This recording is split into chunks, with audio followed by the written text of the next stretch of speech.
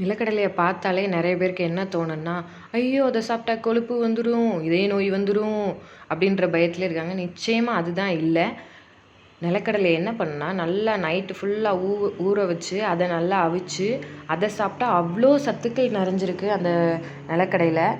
குழந்தைகளுக்கு கொடுக்குறது ரொம்ப நல்லது. ஆனால் 50 கிராம் கொடுக்குறது ரொம்ப நல்லது. அதுக்கு மேலே கொடுக்க வேணாம்.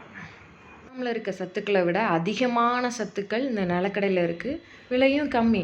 ரொம்ப நல்லது இந்த நிலக்கடலையை அவிச்சு சாப்பிட்றதுனால என்னென்ன நோய்கள் வராமல் தடுக்குதுன்னு தெரியுமா? இதய நோய் வராமல் தடுக்குது. அப்புறம் உடல் பருமனை குறைக்குது. இரும்பு சத்து, மெக்னீஷியம் சத்து, இந்த மாதிரி நிறைய சத்துக்கள் இதில் நிறைஞ்சு இருக்குது இந்த நிலக்கடலையில். அப்புறம் பெண்களுக்கு முகம் நல்லா பொலிவு பெறும் இந்த நிலக்கடலை பெண்களுக்கு மென்ஸ்ட்ரல் ப்ராப்ளம் வர்றதை ரொம்ப தடுக்குது இந்த நிலக்கடலை.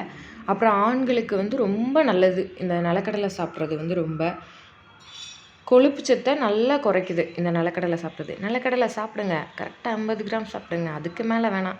ஆனால் அவிச்சு சாப்பிடுங்க. ஓகே. நலமுடன் வாழ்க.